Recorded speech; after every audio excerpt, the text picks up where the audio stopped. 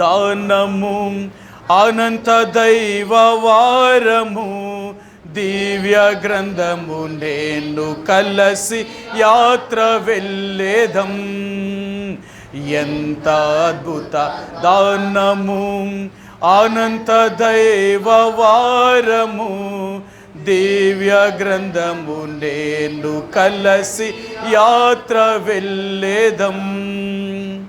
ఈ రాత్రికాల సమయంలో మన యొక్క వాక్య భాగంలోనికి వెళదామండి.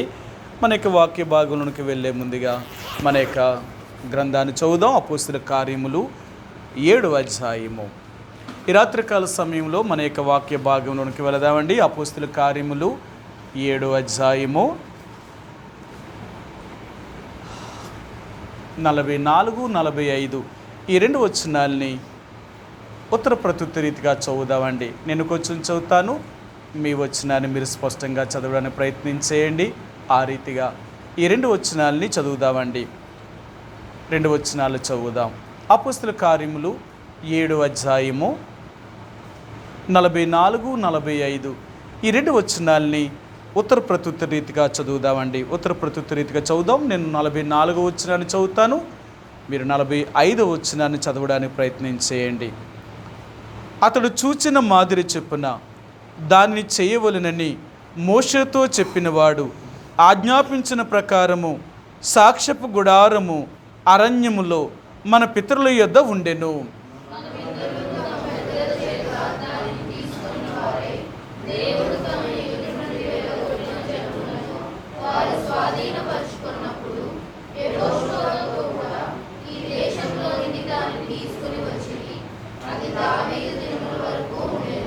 చదువుబడిన లేఖన భాగాన్ని దేవుడు దీవించునుగాక. మరి ఈ 7వ అధ్యాయము ఈ 44, 45 వచనాలు కూడా దేవుని యొక్క ప్రత్యక్షపు గుడారం యొక్క నమూనాన్ని ఆయన తెలియచేస్తూ వస్తున్నాడు. ఎందుకంటే ఇశ్రాయేలు ప్రజల్లో దేవుడిచ్చిన ఆజ్ఞ ఏంటంటే వారికి ఒకే ఒక మందిరం ఉండాలి, వారికి ఎక్కడ మందిరాన్ని కట్టకూడదు. అందుకని ఇశ్రాయేలీలు కనాను దేశంలోనికి వచ్చిన తర్వాత మొట్టమొదటిగా వారు షిలోహులో దేవుడి మందిరాన్ని నిలిపారు.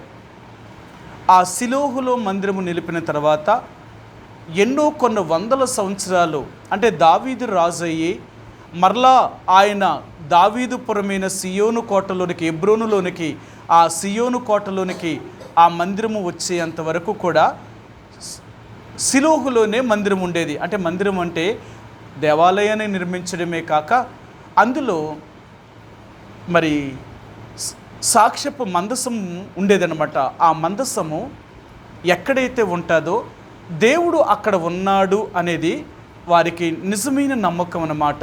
ఎందుకంటే దేవుడు ఆ మందసాన్ని నిజంగా అలాగే ఉండేదన్నమాట.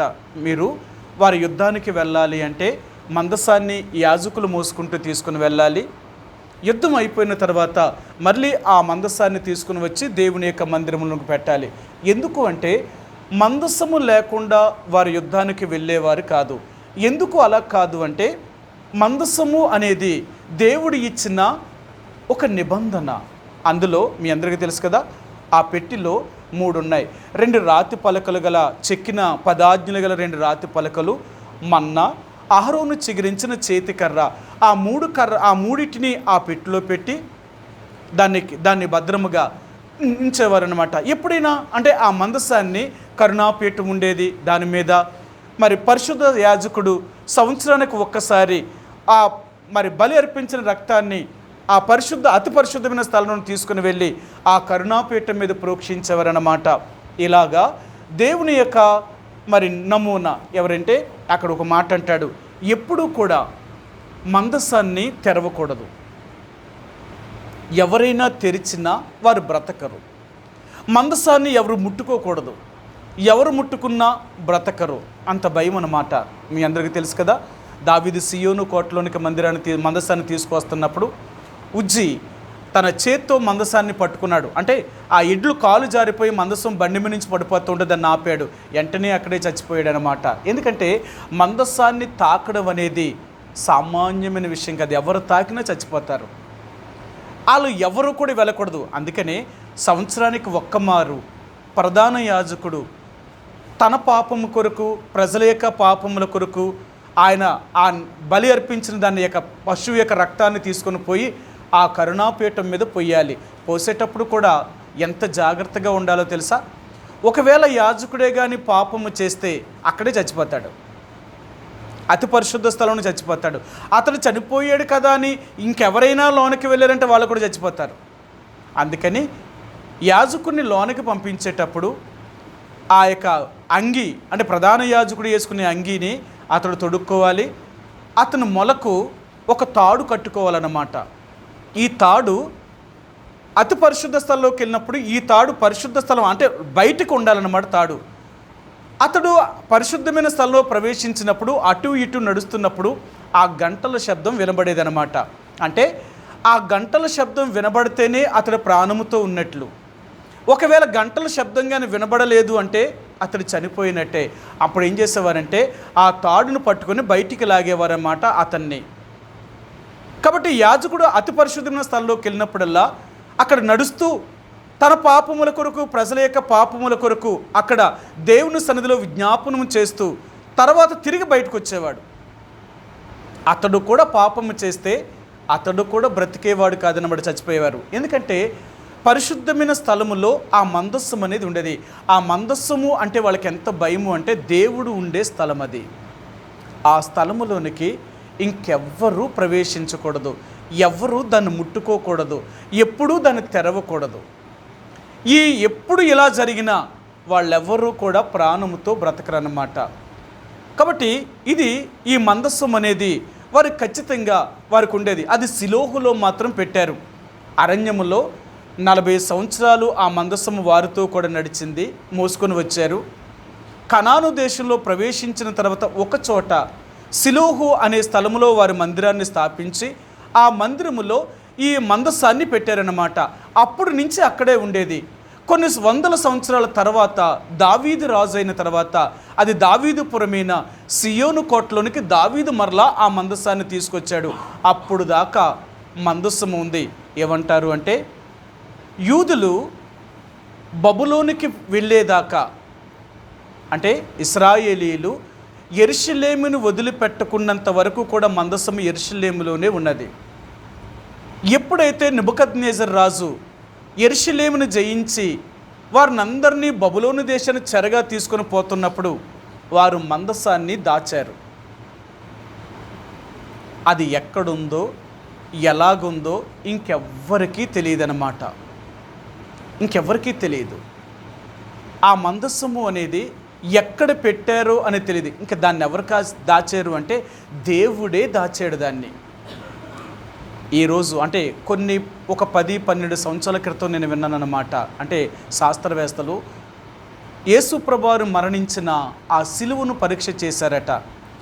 ఆ గొల్గొతా కొండ మీద నుంచి ఒక రక్తము ధార అలాగ ప్రవహించి ఒక రాతి సందులో నుంచి కింద పడిందంట. రాతి సందులో నుంచి వెళ్ళింది ఆ రక్తం. అక్కడ వీళ్ళు ఏం చేశారంటే దాన్ని తవ్వారన్నమాట. ఇలాగెళ్ళింది కదా ఈ రక్తం, అసలు కింద ఏముంది అని తవ్వారట. వాడిని పరిశీలన చేస్తే అక్కడ ఒక ఆయన ఆ కొండను తవ్వినప్పుడు అక్కడ కనిపించిందట మందస్సము. ఆ మందస్సము దగ్గర దేవదూతలు కాపలా కాస్తున్నారట. ఆయన చెప్పాడు, అతడు లోనకెళ్ళిన తర్వాత ఎవ్వరూ కూడా ప్రాణముతో బయటికి తిరిగి రాలేదట. ఆయన ఒక్కడు మాత్రమే ప్రాణంతో తిరిగి వచ్చాడు. అప్పుడు ఆయన రాశాడు చాలా, మరి దాని గురించి ఎన్నో పేపర్లు రాసి ఆయన చెప్పాడు. ఆయన చెప్పారట దేవదూతలు, నువ్వు బయటికి వెళ్తున్నావు కాబట్టి మందస్సాన్ని గురించి ఇంకెక్కడా నువ్వు చెప్పకూడదు. ఒకవేళ నువ్వు ఎప్పుడైతే చెప్తావో ఆ రోజే నువ్వు చచ్చిపోతావు కాబట్టి జాగ్రత్త. నీకు మాత్రమే దేవుడు అవకాశం ఇచ్చాడు. ఇవన్నీ కూడా నువ్వు రాసి ఉంచడం వరకు మాత్రమే తప్ప నువ్వు మాత్రం ఎవరికీ చెప్పకూడదు అని చెప్పారట. ఆయన ఏం చేశాడంటే, ఇక నేను రాసి నేను ఎవరికీ చెప్పకుండా ఉంటే నేను బ్రతికినా ఒకటే చచ్చినా ఒకటే. లేదు, మందస్సము ఎక్కడుంది ఎలాగ ఉందని తెలియడం కొరకు ఖచ్చితంగా నేను చచ్చిపోయినా పర్లేదు చెప్తానని అది పబ్లిక్ చేశాడు ఆయన. ఆయన చేసిన తర్వాత ఆయన బ్రతకలేదు, అది చచ్చిపోయాడు. ఆయన ఏం రాశాడు అంటేనట, ఆ రక్తము ఆ కల్వరి ఆ గిరి మీద నుంచి ఆ సిలువ మీద నుంచి కారిన రక్తము ఆ రాతి సందుల్లో నుంచి కిందకి వెళ్ళి ఆ కరుణాపీఠం మీద పడిందంట. ఆ రక్తము ఇప్పటికీ ఆ రక్తము కదులుతూనే ఉందట.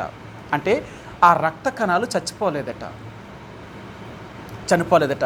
ఎందుకు అంటేనంట, అనాది కాలంలో ఇశ్రాయేలు ప్రజలు వారి పాపముల నిమిత్తము ఆ రక్తాన్ని, పాప పరిహారం నిమిత్తం చిందించిన ఆ రక్తాన్ని ఆ కరుణాపీఠం మీద వారు పోసినప్పుడే వారి పాపములకు క్షమాపణ కలిగేదన్నమాట. మరి ఇప్పుడు వారి పాపములు క్షమించబడాలి అంటే ఆ జంతువు యొక్క రక్తాన్ని కరుణాపీఠం మీద పోసినప్పుడు వాళ్ళ పాపాలు క్షమించబడతాయని ధర్మశాస్త్రం చెప్పింది. కాబట్టి ఆ తర్వాత మన పాపముల కొరకు పాప పరిహారార్థ బలిగా ఆ లోక పాపమును మోసుకొని పోయే దేవుని గొర్రెపిల్లగా ఆయన బలయ్యాడు. కాబట్టి ఆ నిర్దోషమైన రక్తము ఆ కరుణాపీఠం మీద పడాలి. అది పడినప్పుడేనంట మనకు పాప విముక్తి కలుగుతుంది అని ధర్మశాస్త్రం అంతా చెప్పింది. కాబట్టి ఆ నిర్దోషమైన యేసుప్రభువారి యొక్క రక్తం కూడా ఆ కరుణాపీఠం మీదకి వచ్చి పడిందంట. చూడండి, అంటే ఇది యేసుప్రభువారికి వాళ్ళకి చాలా ఎన్నో సంవత్సరాల తేడా, కొన్ని వందల సంవత్సరాలు. ఎందుకంటే పాత నిబంధన కాలం అయిపోయిన తర్వాత 350 సంవత్సరాల వరకు కూడా మరలా ఇంకొక నిబంధన రాలేదు. యేసుప్రభువారికి పాత నిబంధనకి మలాకీ గ్రంథం నుంచి యేసుప్రభువారు మరలా వచ్చేదాకా యేసుప్రభువారు బ్రతికిన 33.5 సంవత్సరాలు, ఇవన్నీ లెక్కేసుకుంటే కొన్ని వందల సంవత్సరాలు అన్నమాట. కానీ ఆయన దేవుడు కదా, ఏం జరుగుతుందో ఆయనకు ముందే తెలుసు, ఏం జరిగించాలో ఆయనకు అంతకంటే ముందు తెలుసు. కాబట్టి ఆ మందసాన్ని ఆ గొలుగొతా పర్వతం కిందే దాన్ని దాచిపెట్టించాడట దేవుడు. అదే కొండ మీద యేసుప్రభువారిని సిలివేసేలాగా చేశాడట. ఆ రక్తమే ఆ కారుతూ ఆ యొక్క కరుణాపీఠం మీద పడేలాగా, మందసం మీద పడేలాగా చేశాడు. ఎందుకంటే ఇదంతా దేవుని యొక్క సంకల్పం అన్నమాట. అందుకనే దేవుడు ఏది చేసినా ఒక ప్రణాళికతో చేస్తాడు. మనలాగా ఆలోచన, ఒక ప్రణాళిక, ఒక ఉద్దేశం లేకుండా ఆయన చేయడు. ఆయన ఏది చేసినా ఒక ఆలోచన, ఒక పద్ధతి, ఒక క్రమం అంటూ ఉంది. ఆయన క్రమాన్ని దాటి ఎప్పుడు కూడా మీరడు ఆయన. ఎందుకంటే మన దేవుడు క్రమానికి కర్త. ఏదైనా ఒక పని చెయ్యాలి అనుకున్నప్పుడు ఆయన సంకల్పించుకున్న ప్రకారమే చేయగలుగుతాడు తప్ప దానికి విరోధముగా ఏది చేయడు. అందుకనే దేవుడు అనంత జ్ఞాని అన్నమాట. ఆయనకి మించిన వారు ఇంకెవరూ లేరు.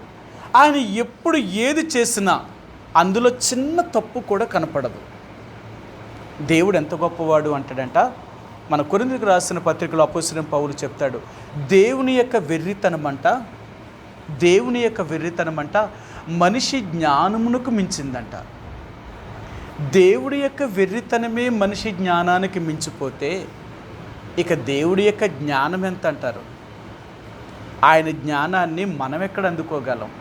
అందుకనే దేవుడి యొక్క జ్ఞానాన్ని ఏ మానవుడు దాన్ని తెలుసుకోలేడు. ఎంత తెలుసుకున్నప్పటికీ కూడా అది వారికి అంతు చిక్కదు. సొలొమోను మహారాజు ఆయన ఎంతో జ్ఞానము కలిగిన వాడు. దేవుని యొక్క జ్ఞానాన్ని పరిశోధించి ఎన్నో విషయాలు రాశాడు. ఆఖరికని అంటాడు, దేవుని జ్ఞానం అనేది అనంతమైనది.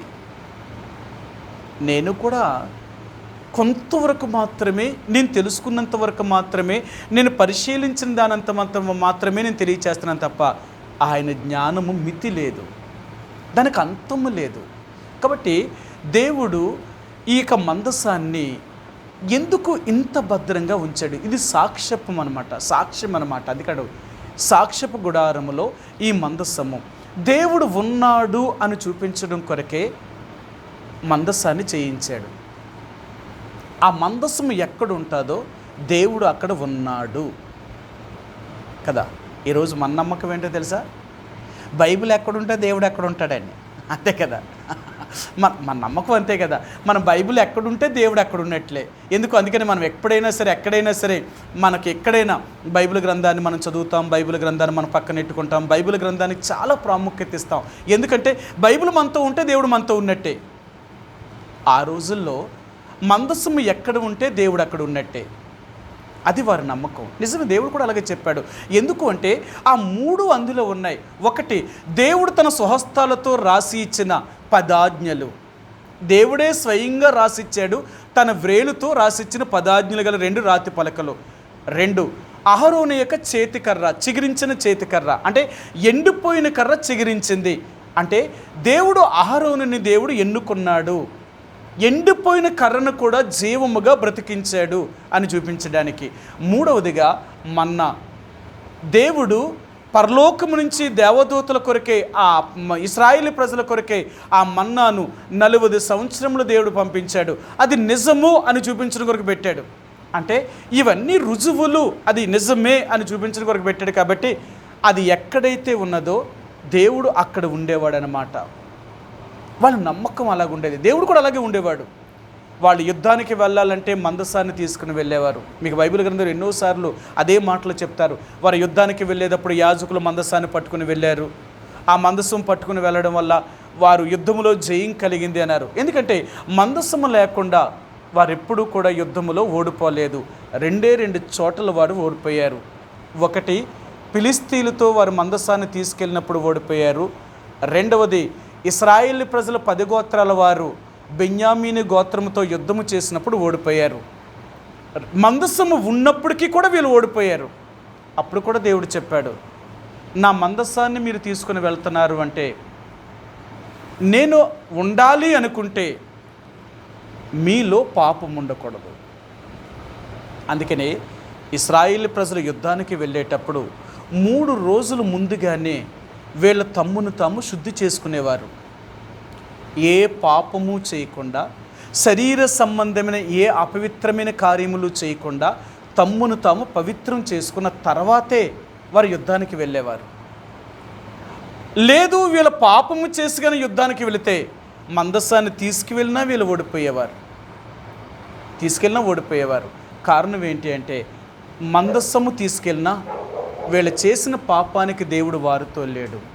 అందుకని అంటాడు, పాపము చేసిన వారితో దేవుడు ఉండడు, తప్పు చేసిన వారిని దేవుడు వదిలిపెట్టేస్తాడు. ఎందుకంటే పాపము చేసిన వారు నిజంగా ఒప్పుకొని విడిచిపెడితే దేవుడు ఉంటాడేమో కానీ, ఒకవేళ ఒప్పుకోకుండా అదే పాపములో జీవిస్తూ ఉంటే దేవుడు వారితో ఉండడు.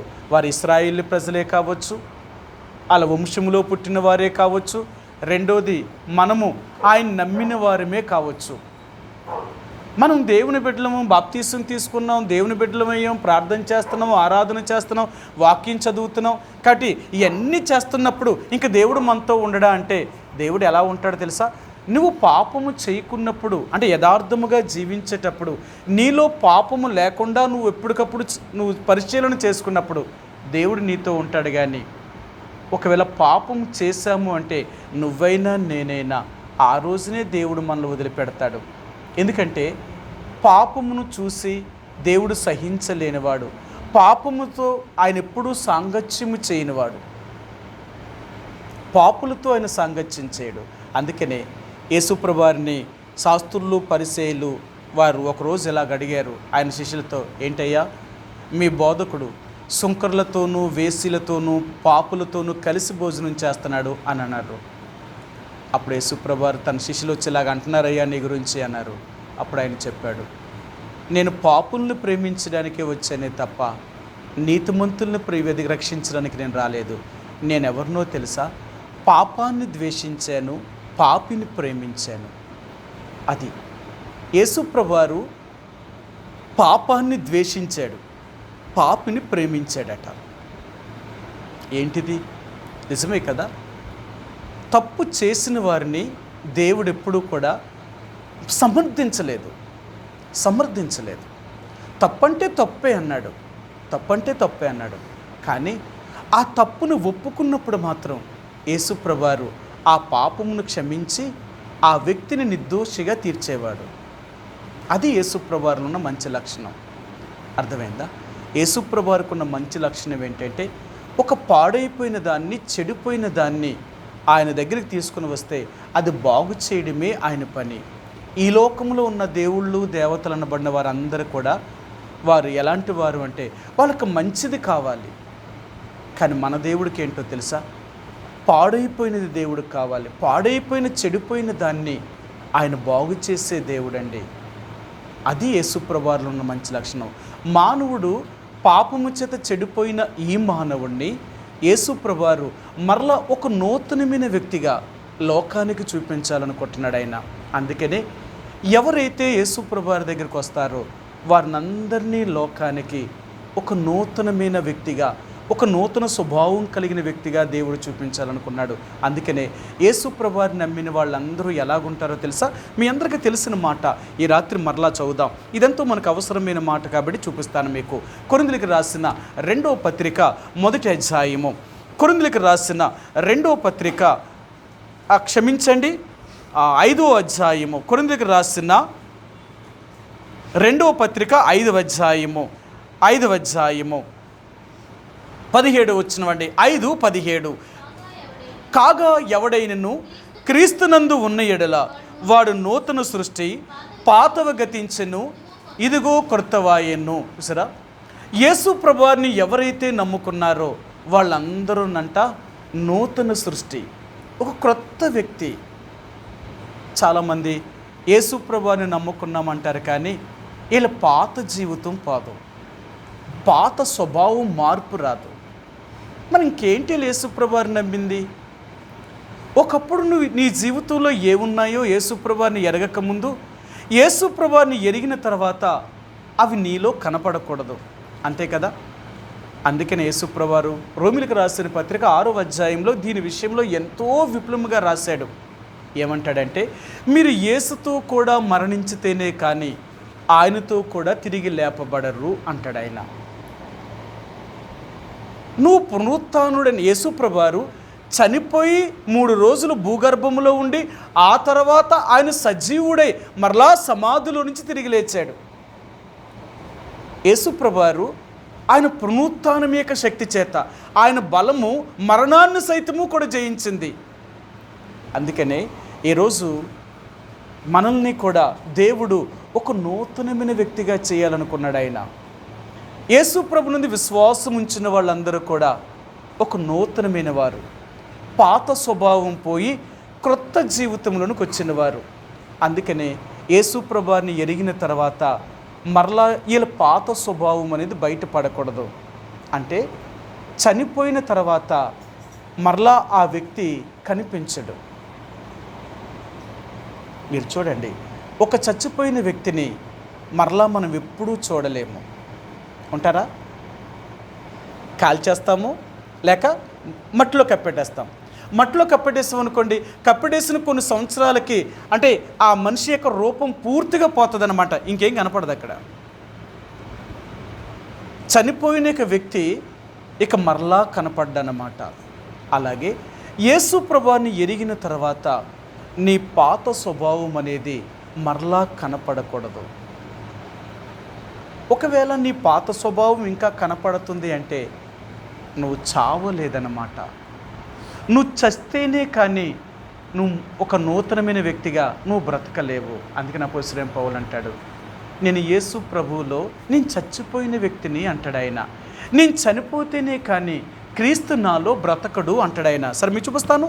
గలతీయులకు రాసిన పత్రిక 2వ అధ్యాయము, గలతీయులకు రాసిన పత్రిక 2వ అధ్యాయము 20 వచ్చినవండి. 2:20 నేను క్రీస్తుతో కూడా సిలువ వేయబడి ఉన్నాను, ఇకను జీవించువాడిని నేను కాను, క్రీస్తే నా యందు జీవించుచున్నాడు.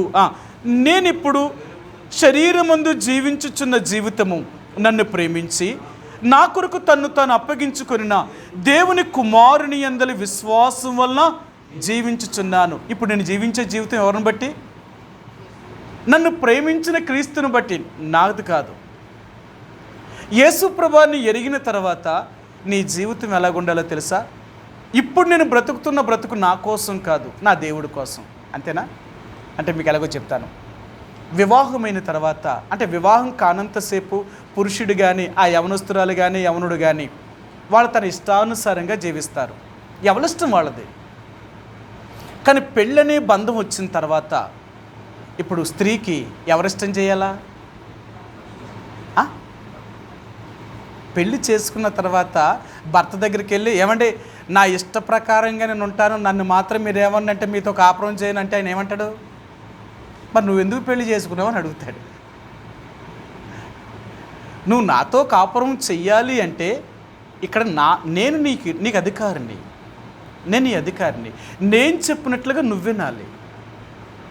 ఒకవేళ నేనేమైనా తప్పు చేసి నేను నీ కుటుంబ వ్యవస్థలో నేను ఏదైనా పొరపాట్లు చేసుంటే ఇక అప్పటి నుంచి నా బాధ్యత నీకు అప్పగిస్తాను, నువ్వు చేసుకుంది. కానీ అంతేకాని నేను ఏ తప్పు ఏ పొరపాటు చేయకుండా ఒక భర్తగా నువ్వు నాకు ఇచ్చే విలువేంటి? ఎందుకంటే బైబిల్ చెప్పింది కదా, పురుషునకు శిరస్సు క్రీస్తు, క్రీస్తునకు శిరస్సు దేవుడు. ఇది రూల్ అన్నమాట. మన పురుషుడికేమో అంటే స్త్రీకి శిరస్సేమో పురుషుడైతే, పురుషునికి శిరస్సేమో క్రీస్తు, క్రీస్తునికి శిరస్సేమో తన తండ్రి. ఇది దేవుని యొక్క పద్ధతి అన్నమాట. అందుకనే ప్రతి స్త్రీ కూడా పురుషునికి ఎందుకు లోబడాలి అంటే ఇది దైవ నిర్ణయము అనా, ఇది మనుషులు పెట్టిందా దేవుడు చెప్పిందా? చాలామంది అంటారు లేదు స్త్రీకి కూడా పురుషుడితో సమానమైన అధికారం కావాలి కాబట్టి స్త్రీ కూడా స్వేచ్ఛగానే బ్రతకాలి అంటున్నారు. నిజమే, బ్రతకొచ్చు. ఎంతవరకు బ్రతకాలి?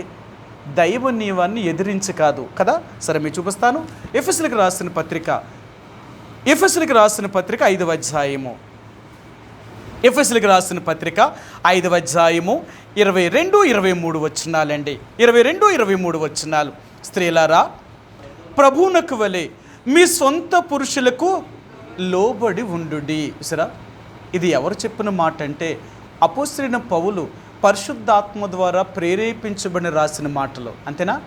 అపోస్తలుడైన పౌలు రాశాడా, అది పరిశుద్ధాత్మ రాయించిందా? లేఖనం ఎప్పుడు కూడా ఒక మనిషిని యొక్క ఊహను బట్టి కలగలేదు కదా.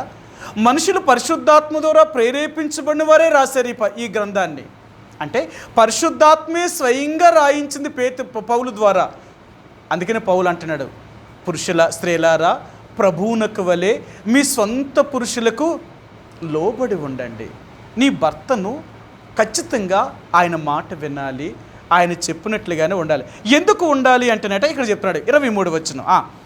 క్రీస్తు సంఘమునకు శిరసై ఉన్నలాగున పురుషుడు భార్యకు శిరసై ఉన్నాడు, క్రీస్తే శరీరమునకు రక్షకుడై ఉన్నాడు. చూసారా, మళ్ళీ ఆయన చెప్తున్నాడు ఎందుకు మీరు నీ సొంత భర్తలకు లోబడి ఉండాలి అంటే, పురుషునికి శిరస్సు క్రీస్తు ఎలాగయ్యాడో అలాగే భార్యకు కూడా, స్త్రీకి కూడా శిరస్సు పురుషుడు. ఖచ్చితంగా చెప్పాడనమాట.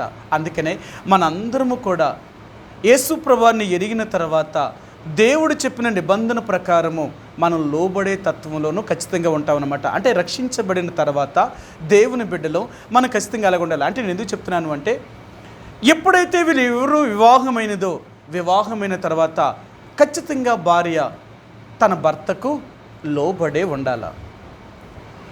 మరి ఇప్పుడు భార్య భర్తకు లోబడుతుంది అనుకోండి, మరి ఇప్పుడు భర్త ఏం చేయాలా? నా భార్య నా ఇష్టం, నేను ఏం చెప్తే చెయ్యాలా, నేను ఏదంటే అదే తప్ప ఇది ఏమీ లేదు అని చెప్పడానికి చేయకూడదు. ఎందుకంటే అక్కడ కూడా మరలా చెప్పాడు, పురుషులారా మీ భార్యలను నిష్ఠూర పెట్టకూడదు, ఏ విషయంలో కూడా నీ భార్యను నొప్పించకూడదు, నువ్వు కష్టపెట్టకూడదు. వారు బలహీనమైన ఘటమని ఎరిగి వారితో కాపురము చేయడానికి చాలా భయముతో జాగ్రత్తగా కాపురం చేయాలట. అందుకనే భర్తకు చెప్పే విషయాలు భర్తకు చెప్పాడు, భార్యకి చెప్పే విషయాలు భార్యకి చెప్పాడు. ఏది ఏమైనప్పటికీ కూడా బైబిల్ ఏం చెప్తుంది అంటే, దైవ నియమానికి ఖచ్చితంగా లోబడాలి. అంటే నువ్వు యేసు ప్రభువుని ఎరిగిన తర్వాత ఆయనకు నువ్వు పూర్తిగా ఆయన అధికారములోనికి నువ్వు వచ్చిన తర్వాత నువ్వు కొత్త సృష్టి అయ్యావు. పాత జీవితం అనేది నీలో కనపడకూడదు. అందుకనే దేవుని బిడ్డలుగా మన పాత జీవితం అనేది ఇంకా మన బ్రతుకులో ఉంటే మనం క్రొత్త వారం కాదు, ఇంకా పాత వ్యక్తులమే. ఒకవేళ ఇంకా పాత స్వభావంతో ఉంటే దేవుని యొక్క రాజ్యములోనికి ఎవ్వరూ ప్రవేశించలేరు. ఎందుకంటే దేవుని యొక్క రాజ్యము అది ఎలాంటిదంటే ఒక క్రొత్తది. అందుకని బైబిల్ గ్రంథంలో కొన్ని మాటలు ఇలా చెప్తూ ఉంటాడనమాట, ఎవరిను పాత గుడ్డకు క్రొత్త మాచిక వేయరట, ఒకవేళ వేస్తే చిరుగు ఇంకా పెద్ద అయిపోద్దట. అలాగే క్రొత్త ద్రాక్షరసం పాత తిత్తుల్లో పోయిరట, ఒకవేళ పోస్తే పాత తిత్తులు పగిలి ద్రాక్షరసం పోతుందట. అంటే ఎలా చెప్తున్నాడంటే పాతది పాత దాంట్లో ఉండాలి, కొత్తది క్రొత్త దాంట్లోనే ఉండాలి. అలాగే దేవుని యొక్క రాజ్యములోనికి ప్రవేశించేటప్పుడు మనం వెళ్ళేది ఎలాంటిదో తెలుసా? పాతది కాదు. అవునా? సరే, మీరు చూపిస్తాను. ప్రకటన గ్రంథము 21వ అధ్యాయము. మనం వెళ్ళబోయే ఆ రాజ్యం ఎలాంటిది అంటేనంట, ఎప్పుడు ఎవరో వాడింది కానీ పాతది కానీ కాదు, క్రొత్తదట. 21వ అధ్యాయము మొదటి వచనం 21 మొదటి వచనం. అంతటి నేను క్రొత్త ఆకాశమును క్రొత్త భూమిని చూచి తిన్ని. చూసారా ఏమున్నాయంటే అక్కడ? అయ్యేంటి? పాత ఆకాశం పాత భూమి ఉండొచ్చు కదా. దేవుని బిడ్డలకు ఇచ్చేది ఏది కూడా పాతది ఉండకూడదు, అంతా క్రొత్తవే ఉండాలి. అందుకని పెళ్ళైన దంపతులకి అందరూ ఏమిస్తారు తెలుసా? అన్నీ కొత్తవి కొనిస్తారనమాట. అంతే కదా.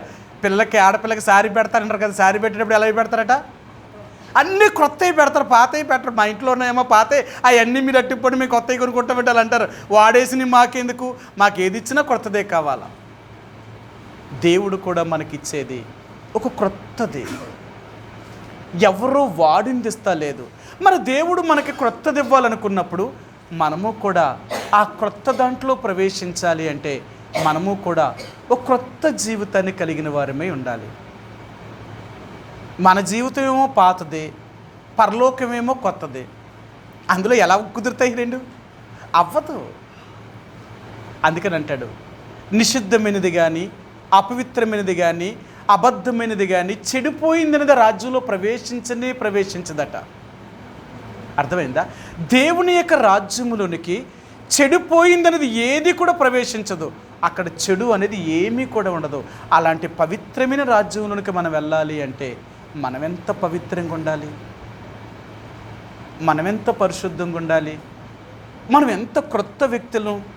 అందుకనే దేవుడు మనకు జ్ఞాపకం చేయాలనుకునేది ఏంటంటే, మనము యేసు ప్రభువుని ఎరిగిన తర్వాత ఒక క్రొత్త జీవితము, నూతనమైన జీవితంలోనికి రావాలి. అలాగ వచ్చినప్పుడే మనం నిజమైన దేవుని బిడ్డలం. అంతేకాని మనం క్రొత్త జీవితంలోకి రానంతసేపు కూడా మనం దేవుని పిల్లలము కాదు. మన పాత స్వభావం అనేది చనిపోవాలి. ఏంటి పాత స్వభావం అని అంటాడు? మానవుడి యొక్క జీవితంలో ఎన్నో భయంకరమైన విష స్వభావం కలిగిన వాడట. ఆయన అంటాడు, మనలో ఏముంటాయంటే తెలుసా? శరీర సంబంధమైన ఎన్నో రకాలైన బలహీనతలు గుండా ఉంటాయి. అందుకని అపోస్తలుడైన పౌలు కొన్ని మాటలు చూపిస్తాను మీకు.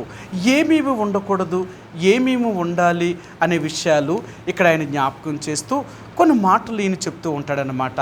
ఆయన ఏం చెప్పాడో చూపిస్తాను మీకు. మనం యేసు ప్రభువుని ఎరిగిన తర్వాత మనము మరి ఇలాంటి దేవునికి విరోధమైనవి మనలో ఏమీ ఉండకూడదండి. ఎఫెసీయులకు రాసిన పత్రిక 4వ అధ్యాయము, ఎఫెసీయులకు రాసిన పత్రిక 4వ అధ్యాయము 31 వచనమండి, 31, 32 వచనాలు. ఎఫెసీయులకు రాసిన పత్రిక 4వ అధ్యాయము 31, 32 వచనాలు. సమస్తమైన ద్వేషమును, కోపము, క్రోధము, అల్లరి, దూషణ, సకలమైన దుష్టత్వమును మీరు విసర్జించుడి. ఒకని ఎడల ఒకడు దయ కలిగి కరుణాహృదయులై క్రీస్తునందు దేవుడు మిమ్మును క్షమించిన ప్రకారము మీరును ఒకరిని ఒకరు క్షమించుడి. చూసారా మనిషి ఎలా అంటాడట? వీళ్ళ పాత స్వభావం చెప్తున్నాడు. ఇది ఒక్కటే కాదు లిస్ట్. మానవుడి యొక్క జీవితం యొక్క చరిత్రలోకి వెళ్తే బైబిల్ గ్రంథంలో మానవుడి యొక్క ఎన్ని స్వభావాలు ఉన్నాయో చెప్తాడు. అందుకనే ఇక్కడ ఒక మాట నేను చూపిస్తున్నాను. మనం ఏం చేయాలంటేనట, సమస్తమైన ద్వేషము, 2 కోపము, 3 క్రోధము, 4 అల్లరి, 5 దూషణ, 6 సకలమైన దుష్టత్వమును మీరు విసర్జించుడి. అది యేసు ప్రభువుని ఎరిగిన తర్వాత నీవు నేను కూడా ఈ లోక సంబంధమైన శరీర సంబంధమైన ఈ స్వభావం మనలో పోవాలి. ఇది ఎక్కడి నుంచి వచ్చింది? ఇది ఎక్కడి నుంచి వచ్చిందో తెలుసా? సాతానుడు ద్వారా వచ్చిందంట. అవ్వను మోసం చేసిన సర్పము ద్వారా ప్రవేశించింది. అందుకనే యోహాన్ అంటాడు కదా, సర్ప సంతానమా, రాబో ఉగ్రతను తప్పించుకున్నటకు మీకు బుద్ధి చెప్పినవాడు ఎవడు? సర్ప సంతానము. సరే, ఈ సర్పానుకున్న స్వభావం అంతా కూడా మానవుడిలోనికి వచ్చిందంట. ఇప్పుడు సర్పానుకున్న గుణం ఏంటంటే అది ద్వేషించే స్వభావం కలిగిన వాడు. అందుకని అంటాడు, దేన్ని ద్వేషిస్తాడో తెలుసా? నీతిని దుర్నీతి ద్వేషిస్తూ ఉంటుందన్నమాట. ద్వేషించడము మంచిని చెడు ద్వేషిస్తుందన్నమాట. అందుకని యేసుప్రభువారు ఈ భూమి మీద ఉన్నప్పుడు లోకం నన్ను ఎందుకు ద్వేషించింది? లోకం నన్ను ద్వేషించడానికి గల కారణం ఏంటి? నేనేం తప్పు చేశాను? నేను ఎక్కడ పాపం చేశాను? నేను ఏ పాపము చేయలేదు కదా, అయినా లోకం నన్ను ఎందుకు ద్వేషిస్తుందో తెలుసా? ఎందుకు ద్వేషిస్తుందంటేనంట, యేసుప్రభువారు వాళ్ళు చేసిన పాపాన్ని చూపించాడట. యేసుప్రభువారు చేసిన తప్పు ఏంటంట, వాళ్ళు చేసిన పాపాన్ని చూపించాడట. ఎప్పుడైతే వాళ్ళు చేసిన పాపాన్ని చూపించాడో వాళ్ళు ఏం చేశారో తెలుసా? యేసుప్రభువారిని ద్వేషించడం మొదలుపెట్టారట. మీ అందరికీ తెలుసు కదా, యోసేపుని తన అన్నలు పగబట్టారట. అవునా? యోసేపుని తన అన్నలు పగబట్టారట. తన అన్నలు యోసేపుని ఎందుకు పగబట్టారు? 10 మంది అన్నలు చేసిన తప్పులన్నీ కూడా తన తండ్రికి వెళ్ళి చెప్తున్నాడట యోసేపు. అది చూసి యోసేపు మీద వీళ్ళెంత కోపము, ద్వేషము, పగ పెంచారో తెలుసా? ఆఖరికి యోసేపుని ఏం చేయాలనుకున్నారు? చంపేయాలనుకున్నారు. ఆ ద్వేషం, ఆ పగ ఎంత దూరం తీసుకెళ్ళి తెలుసా? యోసేపుని చంపేయాలనుకున్నారు వాళ్ళు. చూడండి, యేసుప్రభువారిని కూడా ఈ శాస్త్రులు, పరిసయ్యులు వాళ్ళ పాపాన్ని ఎప్పుడైతే చూపించాడో ఆయన మీదట, ఆయన అంటాడు యోహాను సువార్తలో, వెర్రి కోపముతో యేసుప్రభువారి మీద పడ్డారట. కోపంతో కొంతమంది ఏమైపోతారో తెలుసా? వెర్రి కోపం అట, అంటే పిచ్చోళ్ళు అయిపోతారట. కొంతమంది కోపం వస్తే ఆ కోపంలో వాళ్ళు తమను అణుచుకోలేక వాళ్ళు ఏం చేస్తారో ఇంకా వాళ్ళ పిచ్చోళ్ళ మారిపోతారన్నమాట. ఆనాడు శాస్త్రులు, పరిసయ్యులు కూడా యేసుప్రభువారి మీద వెర్రి కోపంతో ఆయన మీద పడి ఆయన చంపేసేదాకా ఆ కోపం వాళ్ళకు పోలేదండి. అందుకని యేసుప్రభు అన్నాడు, నన్నెందుకు లోకం చంపేసిందో తెలుసా? చంపడానికి గల కారణం ఏంటంటే వాళ్ళ పాపాన్ని నేను చూపించాను కాబట్టి వారు నా మీద ద్వేషాన్ని ఉంచారు. అందుకనే యేసుప్రభువారు యోహాను సువార్తలో ఇలా చెప్తాడు, ఆయన లోకం నన్ను ప్రేమించలేదు, లోకం నన్ను ద్వేషించింది, కాబట్టి మీరు కూడా ద్వేషించబడతారు. మీరేమీ లోక సంబంధులు కారు కదా, మీరు నా బిడ్డలు.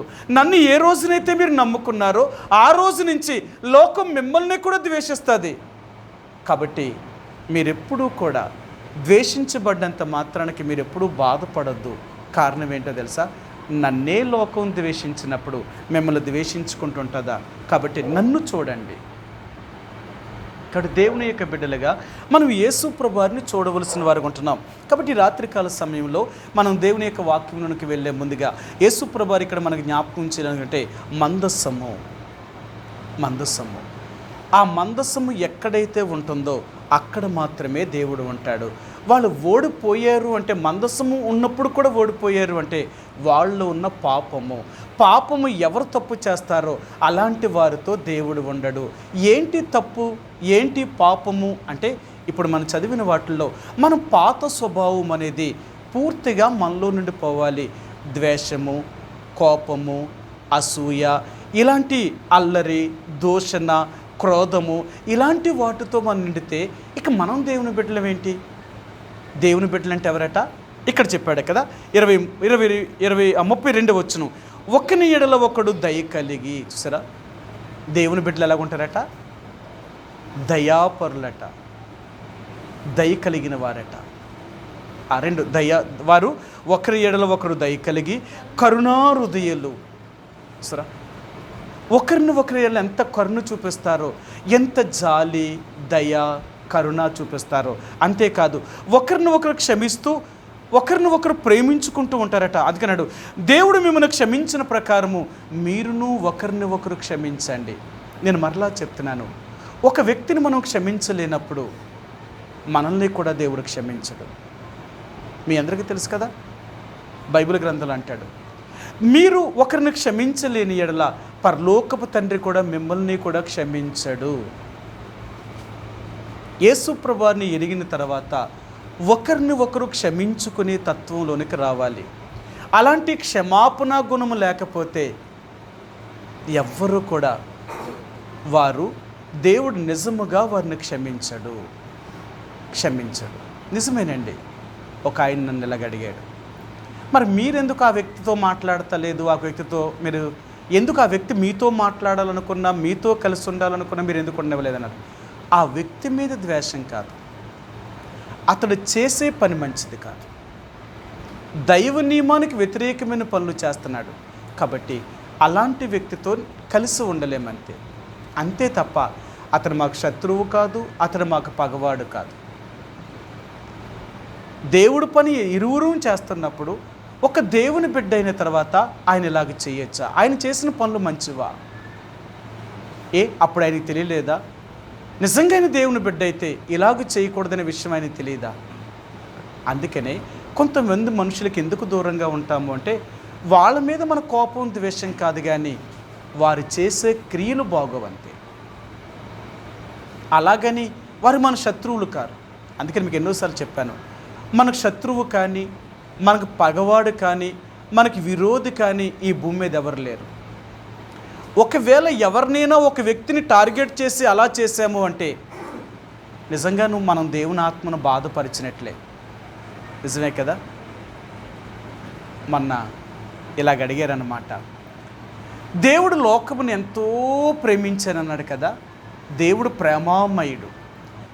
ప్రేమామయుడైనప్పుడు ఈ సృష్టిలో ఏమీ లేనప్పుడు దేవుడు ఎవరిని ప్రేమించాడు? అప్పటికి ఆకాశం లేదు, భూమి లేదు, అందులో ఏమీ లేదు కదా. మరి దేవుడు ఎవరిని ప్రేమించాడు? అప్పుడు అన్నాడట, దేవుడు దేవుడినే ప్రేమించుకున్నాడు అన్నాడట. ఎవరు లేనప్పుడు దేవుడు ఎవరిని ప్రేమిస్తాడు? ఆయనే ప్రేమించుకున్నాడు అన్నాడట. హాయ్, భలే ప్రశ్న వేసాడు, దానికి భలే సమాధానం చెప్పాడు అని నన్ను అన్నాడు. చెప్పండి నాకు, అసలు ఏంటిది నాకే అర్థం కాలేదు. దేవుడు దేవుడినే ప్రేమించుకుంటే ఆయన ఎవరిని ప్రేమించినట్లు? అప్పుడు నేను అన్నాను, నిజమే, ఆయన చెప్పిన దాంట్లో కూడా నిజం ఉంది, అది నిజంగా అక్షరాలు నిజం అన్నాను. అదే మీరు కూడా ఆయనలాగా చెప్తున్నారు. మీరు నిజమే. మనం ఎక్కడి నుంచి వచ్చాం? ఆయనలో నుంచే కదా మనం వచ్చాం. ఆ నేల మట్టితో బొమ్మను చేసి వారి నాసికారంధ్రంలోని జీవవాయువును ఊదాడట. ఆ ఊపిరి ఎవరిది? మరి ఆయనలో నుంచి మనలోకి వచ్చింది కాబట్టి ఆయన్నే ప్రేమించాడంటే అప్పుడు మనం ఆయనలోనే కదా ఉన్నాం. మరి ఆయనలో నుంచే బయటకు వచ్చాం. అది ప్రేమ అంటే. నిజమే, దేవుడు ఆయన ఎంత దయ కలిగిన వాడు, ఎంత కరుణ కలిగిన వాడు. ఎవరినైనా మన శత్రువుగా భావించాము అంటే మన ఉగ్రతలోనికి వెళ్తామంట. సరే, మీకు ఆ మాట చూపించినా? సరే, చూపిస్తాను. మీకు బైబిల్ గ్రంథంలో నుంచి చూపిస్తాను. ఆయన ఏమన్నాడో చూపిస్తాను. మొదటి దశలోనికీలకు రాసిన పత్రిక 4వ అధ్యాయము. మొదటి దశలోనికీలకు రాసిన పత్రిక 4వ అధ్యాయము 8వ వచనమండి. 4:8. కాబట్టి ఉపేక్షించువాడు మనుషుణ్ణి ఉపేక్షింపడు కానీ మీకు తన పరిశుద్ధాత్మను అనుగ్రహించిన దేవుణ్ణే ఉపేక్షించుచున్నాడు. సరే, ఎవరినైనా మనం ఉపేక్షించామనుకో, ఎవరిని ఉపేక్షించినట్టట? అతనిలో ఉన్న దేవుణ్ణి, ఆమెలో ఉన్న దేవుణ్ణి. అందుకనే మనం ఎవరిని త్రోసివేయద్దు, ఉపేక్షించొద్దు. నీలో ఉన్నది దేవుడాత్మే, అవతల్లో ఉన్నది దేవుడాత్మే. కానీ వారు దేవుణ్ణి ఎరగలేదు అంటే సాతానికి వారు అవకాశం ఇవ్వడం వల్ల సాతాను వారు మనోన్నత గుడితనం కలగజేసింది. అందుకనే దేవుని బిడ్డలు అందరినీ ప్రేమిస్తాం. ఎందుకు ప్రేమిస్తామో తెలుసా? మనందరము దేవుళ్ళలో నుంచి వచ్చిన వాళ్ళమే కదా. మతం అనేది కానీ, కులం అనేది కానీ, జాతి అనేది కానీ, భేదము అంటే అందం అనేది కానీ, ఇలాంటి భేదాభిప్రాయాలు మనుషులు కలగజేసుకుంది, మనుషులు పెట్టింది. కానీ దేవుడికి ఇలాంటి భేదాభిప్రాయం అనేది ఏదీ లేదు. అందుకనే యేసుప్రభు వారట అందరికీ దేవుడయ్యాడు. ఆయన ఉన్నవాళ్ళకి దేవుడే, లేనోడికి దేవుడే, తక్కువ కులం అన్నవారికి దేవుడే, ఎక్కువ కులమైనకి దేవుడే. ఆయన ఒక కులానికి, ఒక మతానికి, ఒక దేశానికి, ఒక ప్రాంతానికి చెందినవాడు కాదు, ఈయన అందరికీ చెందినవాడు. అది దేవుడు. మనమేమనుకుంటాం తెలుసా? విభజన చేస్తున్నాం. వాళ్ళ దేవుడిని ఎరగలేదు కాబట్టి వారు శత్రువులు, వీళ్ళ దేవుడిని ఎరగలేదు కాబట్టి వీళ్ళు ఇలాంటి వారు. మనకెవరూ శత్రువులు కారు. మన శత్రువు సాతానుడు. వారి శత్రువుకు అవకాశం ఇవ్వడం వల్ల వారు అలాగ ప్రవర్తిస్తున్నారు. కాబట్టి ద్వేషించేది వారిలో ఉన్న సాతానున్నే తప్ప ఆ మనిషిని కాదు. అందుకనే మనిషిని ఎప్పుడూ కూడా పగబెట్టొద్దు. ఎన్ని తప్పులు చేసినా నీ దగ్గరికి వస్తే క్షమించు అన్నాడు ఆయన. మీ అందరికీ తెలుసు కదా, యేసుప్రభువారి దగ్గరికి ఒక ఆయన వచ్చి ఇలాగన్నాడు, అయ్యా నా సహోదరుడు నా ఎళ్ళ తప్పుదమ్ము చేసిన ఎళ్ళ నేను రోజుకి ఎన్నిసార్లు క్షమించాలి అన్నాడు. ఎన్ని మార్లు క్షమించాలి అన్నాడు. 7 మార్లు అని అడిగాడు. ధర్మశాస్త్రం ఏం చెప్పింది తెలుసా? ఒకవేళ నీ సహోదరుని ఎళ్ళ తప్పు చేస్తే 7 మార్లు క్షమించు అన్నాడు. కానీ యేసుప్రభు ఏం చెప్పాడు తెలుసా? 77 మార్లు మట్టుకు అన్నాడు. 70 ఇంటి 7 వేసాడు ఆయన. నువ్వు రోజుకి ఎన్నిసార్లు క్షమించాలంటే 490 సార్లు క్షమించాలట. అతను నీ దగ్గరికి వచ్చి క్షమాపణ అడిగాడంటే నువ్వు క్షమించాలట అంతే. నేను క్షమించును అంటే నీ తండ్రి కూడా నిన్ను క్షమించాడట. అది కొంచెం బాధే. ఎందుకంటే క్షమించడం అనేది చిన్న మాట కాదు. ఇంత చేసి ఇంత మనం బాధ పెట్టి దుఃఖపెట్టి ఇంత ఏడిపించిన తర్వాత ఒక్క మాటతో క్షమించు అంటే క్షమించేయడమా? నిజమేనండి, కష్టం. మనుషులుగా మనకైతే సాధ్యము కాదు. మనుషులుగా మనం చేయలేని పని. కానీ మనలో దేవుడు ఉంటే మనం చేయగలుగుతాం. మనలో దేవుడు ఉంటే చేయగలుగుతాం. మనమైతే చేయం. అదే అంటున్నాడు. మీరు నిజంగా నేను మీతో ఉంటే, నేను మీలో ఉంటే నా స్వభావాన్ని మీరు కలిగి ఉంటారు. నా స్వభావం ఏంటో తెలుసా? క్షమించే స్వభావం కలిగిన వాడిని. మీ అందరికీ తెలుసు కదా, ఈ ఫిలిప్పీలకు రాసిన పత్రికలు అంటాడు కదా, క్రీస్తు యేసును కలిగిన ఈ మనసును మీరును కలిగి ఉండండి. యేసుప్రభువారికి ఉన్న మనసునంట మనం కలిగి ఉండాలట. యేసుప్రభువారికి ఉన్న మనసు ఏంటి అంటేనట దయాగుణం అంట. మన దేవుడు క్షమించే గుణము కలిగిన వాడు. అందుకనే మనము కూడా క్షమించే యొక్క తత్వంలోనికి రావడానికి మనం ఇష్టపడతామండి. అందుకనే మనం ఎప్పుడు కూడా ద్వేషము కానీ కోపము కానీ మరి ఇలాంటి శరీర సంబంధమైన వాటితో మనం ఉండేవారం కాదు. ఒకవేళ ఇలాంటి స్వభావమే మనం కలిగి ఉంటే మనం దేవుని యొక్క రాజ్యంలో ప్రవేశించలేం. ఎందుకు చేరమంటే ఇంకా మన జీవితంలో పాతవి పోలేదు, మన పాత స్థితి పోలేదు. ఇవన్నీ పాతవి. ఒకప్పుడు యేసుప్రభువారు ఎరగక ముందుండే స్వభావం మంది. యేసుప్రభువారిని ఎరిగిన తర్వాత ఇలాంటి స్వభావం మనం కలిగి ఉండం. మనమంతా దయాపరులు అన్నమాట.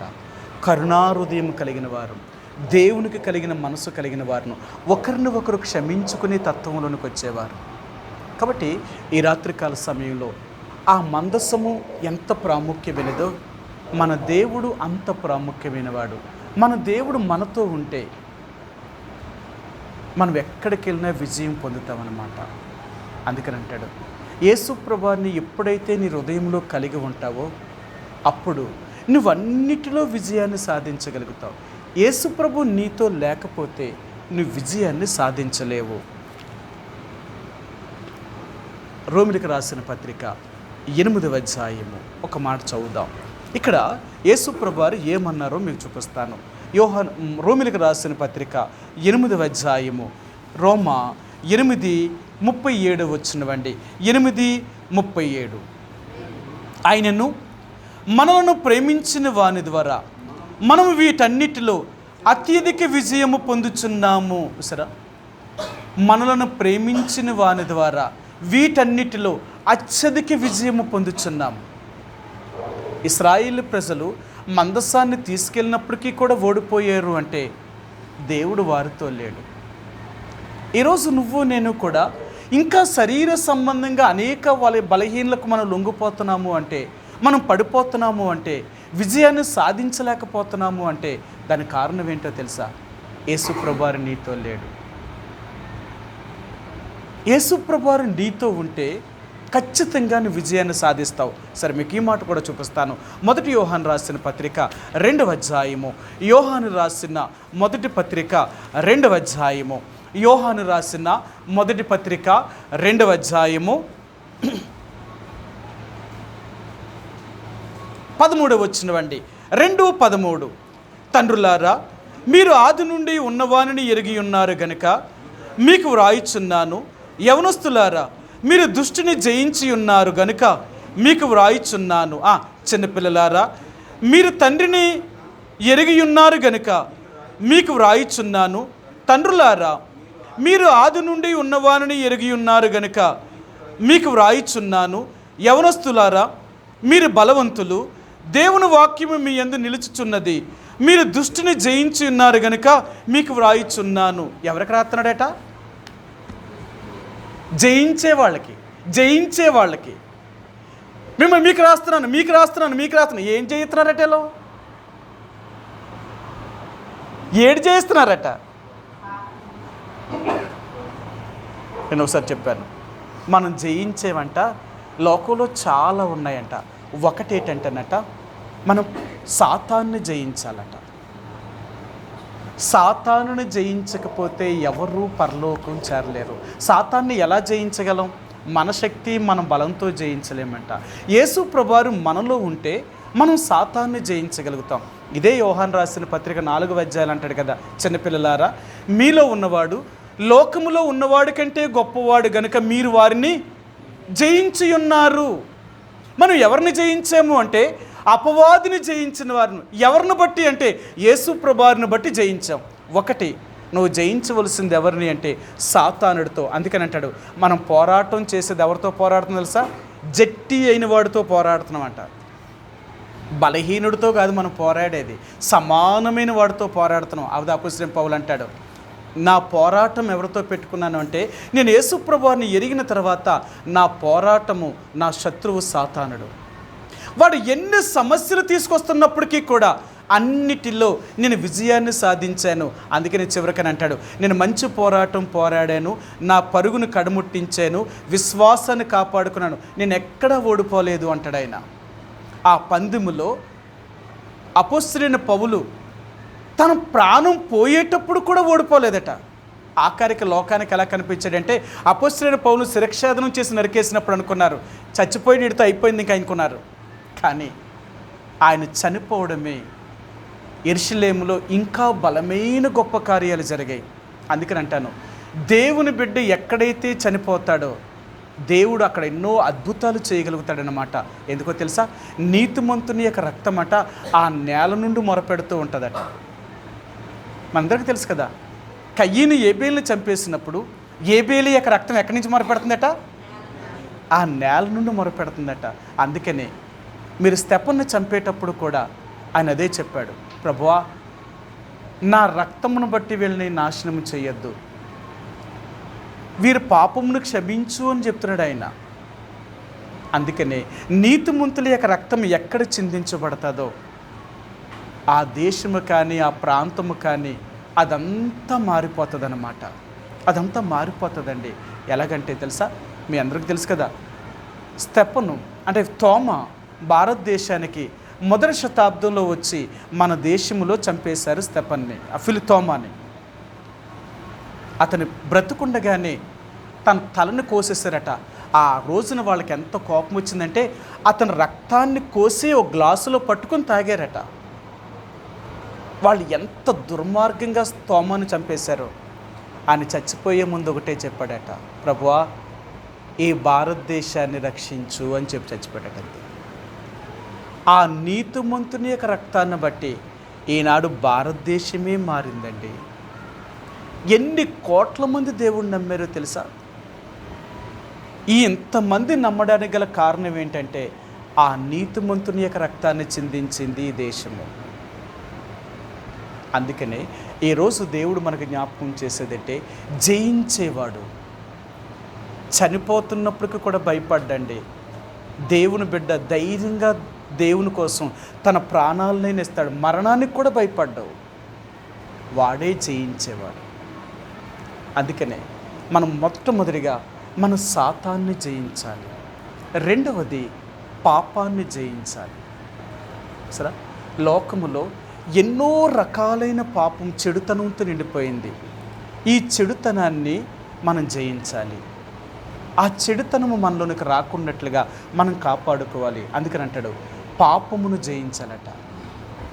ఎవరైతే పాపాన్ని జయించలేదో వారు దేవుని యొక్క రాజ్యములోనికి ప్రవేశించరు. ఇది రెండవది. మూడవది, దేన్ని జయించాలంటేనంట, మన శరీరాన్ని జయించాలట. ఒక క్రైస్తవుడు తన శరీరాన్ని జయించాలి. ఏంటి తన శరీరాన్ని జయించడం అంటే, మన శరీరం మంచిది కాదండి. అనేక రకాలైన శరీర స్వభావం కలిగిన వారు మనలో అనేక రకాలైన శరీర సంబంధమైన వాటిని కోరుతూ ఉంటుందట. శరీరం ఎప్పుడు కూడా మంచిని కోరదు. శరీరం ఎప్పుడు కూడా పాపమునే కోరుకుంటూ ఉంటుందట. అందుకనే మన శరీరాన్ని జయించాలి. శరీరము అనేకమైన దుర్వ్యసనాలతోనూ అనేకమైన ఇచ్చలతోనూ నిండిపోద్దట, సొంత ఇష్టాలతో నిండిపోద్దట. అవునా? చూచిన మాటను సరే. గలతీయులకు రాసిన పత్రిక 6వ అధ్యాయము, గలతీయులకు రాసిన పత్రిక 5వ అధ్యాయము, గలతీయులకు రాసిన పత్రిక 5వ అధ్యాయము 23-24 వచనాలండి. 23-24 వచనాలు. ఇటు వాటికి విరోధమైన నియమం ఏదీ లేదు. క్రీస్తు యేసు సంబంధులు శరీరమును దాని ఇచ్చలతోనూ దురాశలతోనూ సిలువ వేసి ఉన్నారు. సరే, శరీరంలో ఏమున్నాయంట? దాని ఇచ్చలతోనూ దురాశలతోనూ దాన్ని చంపారు. శరీరము అనేక రకాలైన సొంత ఇష్టాలు కోరుకుంటుందన్నమాట. నేను ఎలాగుండాలి, నేను అలాగుండాలి, అలా జీవించాలి, ఎలా జీవించాలి, శరీరం ఎప్పుడు కూడా. అందుకనే యేసు ప్రభువుని ఎరిగిన వారట శరీర సంబంధమైన ఆశలు వారు ఏది పెట్టుకోరట. దేవుడిష్టం. ఆయన ఏది చెయ్యాలనుకుంటే, ఆయన ఏది చేయమంటే దానికి నేను లోబడతాను, అంతే. ఇక దానికి మించి నేనేమి చేయను. అందుకని యేసు ప్రభువుని ఎరిగిన తర్వాత అంటాం, దేవుడి చిత్తమండి. అన్నిటికీ ఏమంటాం? దేవుడి చిత్తమండి, ఆయన ఏం చేయాలనుకుంటే చేయనివ్వండి అంటాం. పైకేమంటాం? అలాగ అంటామంట. కానీ మనం ఏం చేస్తాం తెలుసా? అన్ని మన ఇష్టాలే చేసుకుపోతామంట. పేరుకి మాత్రమే దేవుడు ఇష్టం అండి, ఆయన ఏం చేస్తే అది చేస్తాడండి, మా ఇష్టం ఏముందని అంటామంట. కానీ మనం అనుకునే చేసిపోతామంట. ఇంకా దేవుడి చిత్తం ఏముంది? అందుకనే 3వదిగా మన శరీరాన్ని జయించాలట. ఒక క్రైస్తవుడు యేసు ప్రభువుని ఎరిగిన తర్వాత తన శరీరాన్ని జయించాలి. 4, ఈ లోకాన్ని జయించాలట. ఒక క్రైస్తవుడు లోకాన్ని జయించట. లోకంలో ఏమున్నాయి ఏమండి? లోకంలో ఏమన్నట?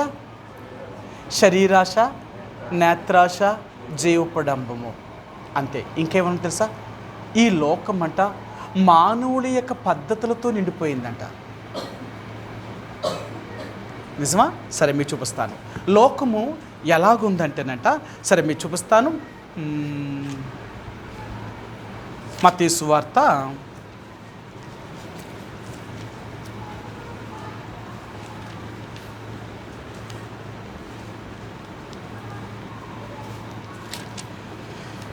15వ అధ్యాయము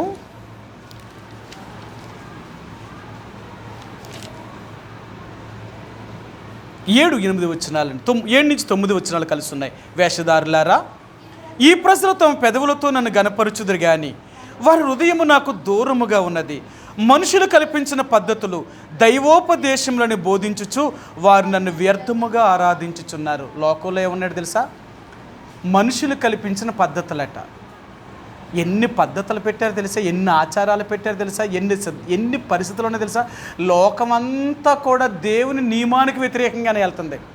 దేవుడు ఏది చెయ్యొద్దన్నాడు అదే చేస్తుంది లోకం. ఇప్పుడు మనం దేన్ని జయించాలా? లోక పద్ధతుల్ని జయించాలి, లోక ఆచారాలను జయించాలా. అందుకని ఈనాడు క్రైస్తవులు లోకాచారములో కొట్టుకుపోతున్నారు. ఈరోజు ఇప్పటికీ కూడా క్రైస్తవులు ఎలాగున్నారు తెలుసా? మీకు చూపించాను కదా, గత వారం మీకు చెప్పాను. మనిషే రాజు. ఆయన యోధావారికి రాజు అయిన తర్వాత ఆయన కూడా ఆ రోజుల్లో ఉన్న అన్యజనుల యొక్క పద్ధతులను అనుసరించాడట. చెల్లింగతనములను, మూర్తములను, సోదెగాండ్రులను దగ్గరికి వెళ్ళి విచారణ చేసి తన సొంత కడుపును పుట్టిన కుమారులను అగ్నిగుండంలో దహించాడట. తన కొడుకులను కూడా అగ్నిగుండంలో దహించాడట. అంత భయంకరమైన పద్ధతులు చేశాడు. దేవునికి మహాకోపం పుట్టించాడు ఆయన. అందుకనే అతన్ని దేవుడు ఆషూరు రాజును పంపించి మనిషిని ఓడిపోయేలాగా చేసి అతని జైల్లో పెట్టించి బందీగృహంలో ఉంచేలాగా చేశాడు దేవుడు. అప్పుడు ఏడ్చి ఒప్పుకున్నాడు, నేను చేసింది తప్పు అని.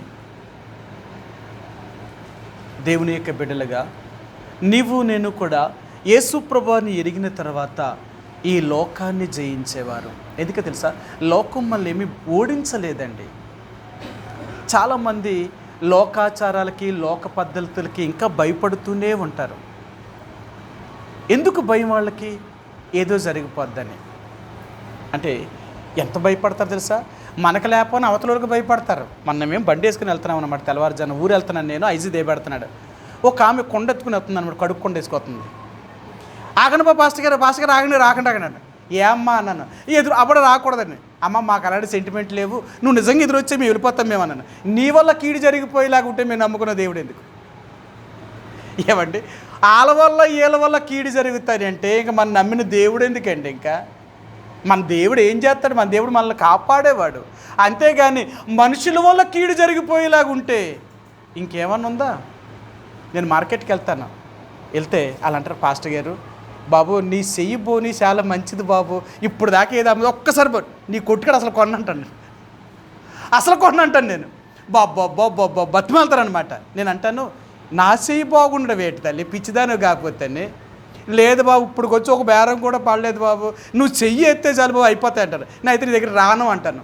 బాబు అని బతిమాలుతారు. ఎందుకంటే నాలో అప్పుడు నేను చెప్తాను, అమ్మా నా బోని మంచిదంటున్నావు తెలుసా, నాలో ఎవరున్నారు తెలుసా? నాలో యేసుప్రభు ఉన్నాడు. ఆ దేవుడిని నమ్ముకుంటే నా బోని కాదా, ఆ బోని కంటే దేవుడు నీతో ఉంటే నీ సరుకంతా అయిపోలే చేస్తాడు దేవుడు. ఆ దేవుడిని నమ్ముకో. నన్ను కాదు నువ్వు చూసేది, నాలో ఉన్న దేవుడిని చూడు. నా దేవుడు గొప్పవాడు. అర్థమైందా? అందుకనే ఈ లోకాన్ని జయించాలి. మనం జయించకపోతే ఎలాగ మనం పరలోకం చేరుతాం, ఎలా దేవుడు బిడ్డలం అవుతాం? అందుకనే ఏ రోజు దేవుడు అనేది ఏంటో తెలుసా? నిజంగా నేను నీతో ఉన్నానా? నేను నీతో ఉంటే నువ్వన్నిటిలో విజయాన్ని సాధించగలుగుతావు. నేను నీతో లేకపోతే నువ్వెప్పుడూ విజయాన్ని సాధించలేవు, అన్నిటిలో ఓడిపోతావు. నువ్వు అనుకునేది ఒకటి, జరిగేది ఒకటి జరుగుతూ ఉంటుంది. కారణం ఏంటో తెలుసా? దేవుడు నీతో లేడు. నిజంగా దేవుడు నీతో ఉంటే నువ్వు అనుకున్నది చేయగలుగుతాడట కదా. మీ అందరికీ తెలుసు కదా. సరే మీరు చూపిస్తాను ఆ మాటను. కీర్తన 20వ అధ్యాయము, కీర్తన 20వ అధ్యాయము, కీర్తన గ్రంథము 20వ అధ్యాయము 4వ వచనమండి. 24 నీ కోరికను సిద్ధింపచేసి నీ ఆలోచన యావత్తును సఫలపరచును. మన దేవుడు మనతో ఉంటేనంట నువ్వు అనుకునేవన్నీ నెరవేరుస్తాడట. అది మన దేవుడు. మొదట నువ్వు మనం దేవుని ఇష్టానికి అప్పగించుకోగలిగితే ఆ తర్వాత నువ్వేమనుకుంటున్నావో అన్నీ దేవుడు చేయగలుగుతాడు. ఆయన అంటాడట, నావన్నీ నీకు ఇవ్వాలి అనుకుంటేనంట నీవన్నీ నాకు ఇవ్వాలట. మనం ఏం చేస్తాం? మనవి మాత్రం దేవుడికి ఇవ్వమంట, కానీ దేవుడు ఇవన్నీ మనకు కావాలమంటావంట. ఎత్తడా దేవుడు? ఇది జరగదట. అవునా? సరే మీకు ఆ మాట చూపిస్తాను. కొరింథీయులకు రాసిన పత్రికలో అపొస్తలుడైన పౌలు అంటాడు, నీవన్నీ నాకు ఇస్తే నావన్నీ కూడా మీకు ఇస్తాను. మీరు నాకు ఇవ్వలేనప్పుడు నేను మీకు ఎలాగిస్తాను? నేను అలాగివ్వను. మీరు నాకు ఇస్తేనే నేను మీకు ఇస్తాను అంటున్నాడు ఆయన.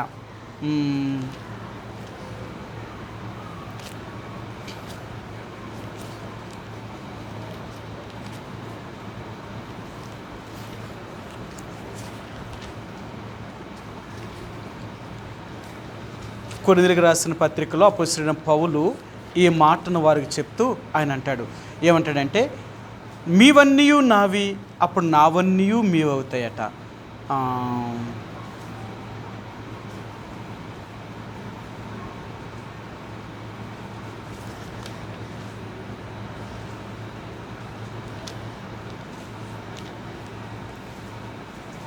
మూడవ అధ్యాయము, మొదటి కొరింథీయులకు రాసిన పత్రిక 3వ అధ్యాయము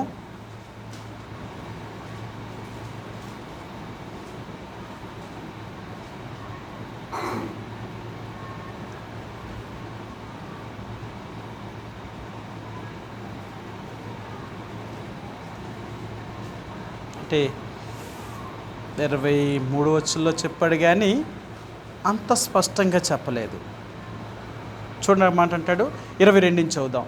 పౌలైనను అపొల్లో అయినను కేఫా అయినను లోకమైనను జీవమైనను మరణమైనను ప్రస్తుతమందు ఉన్నవేనను రాబోవునవైనను సమస్తము మీవే, మీరు క్రీస్తు వారు, క్రీస్తు దేవుని వాడు అంటారు. ఇంకా ఆయన అంటాడు, స్పష్టంగా చెప్తారన్నమాట, మీకున్నవన్నీ దేవుడికి ఇస్తే ఆయనవన్నీ మనకిస్తాడట. మనమేమి దేవుడికి ఇవ్వకపోతే అవేవి కూడా మనకుండవట. సరే మీరు చూపిస్తానన్నమాట. ఖచ్చితంగా దేవుడు చెప్తాడన్నమాట. ఆయన